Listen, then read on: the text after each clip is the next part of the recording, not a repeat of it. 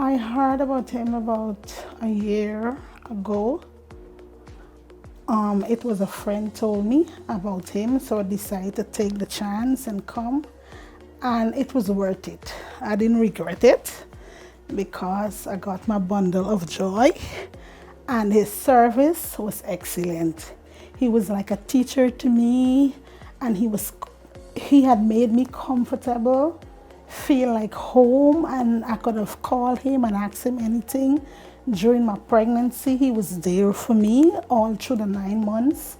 I could remember I wasn't feeling well, and he said, come in, and he had coached me on a lot of stuff, and it worked out. Actually, about 13 years I tried to get pregnant. I went different places, but it did not work out. So I take the advice from a good friend and I come here, and so come and learn about him. So I'm Dr. Rafi Rozan. I'm an obstetrician and gynecologist, specialist and consultant. I am also Guyana's first and only cosmetic gynecologist. I've been practicing as a specialist since 2015. So with regards to the fertility management that we have been executed over the past few months, we have had quite a number of favorable results. Couples actually managed to get pregnant. The demand for infertility service has grown substantially in the world, even though prevalence of infertility has been relatively stable. Infertility is a unique medical condition because it involves a couple rather than a single individual. Infertility is defined as the inability of a couple to conceive after 12 months of regular intercourse without the use of contraception in a woman less than 35 years of age, and after 6 months of regular intercourse without the use of contraception in women 35 years and older.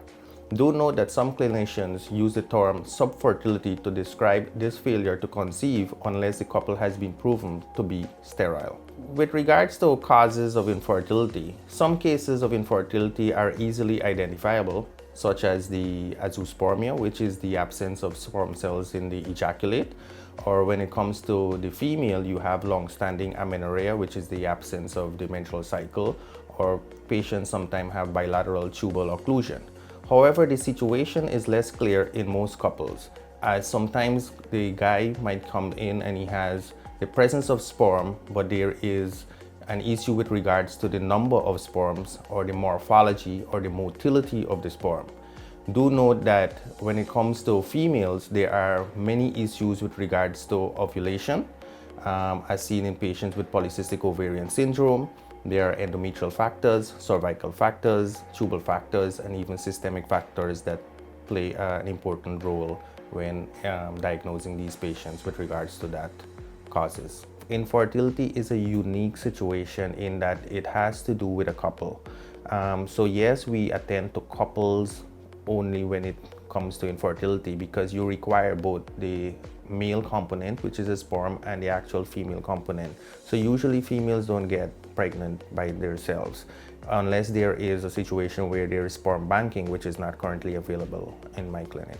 So the recognition, evaluation, and treatment of infertility are stressful for most couples. It is important not to ignore couples' emotional state, which may include psychological and periconceptional stress, depression, anger, anxiety, and even marital discord.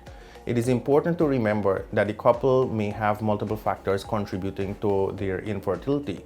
Therefore, a complete initial diagnostic evaluation, including a complete history, a complete physical examination, should be performed. This will detect the most common causes of infertility if present. Evaluation of both partners is performed concurrently. The same approach is used for both infertility of primary level and secondary level. It generally and firstly involves semen analysis to assess the male factor components.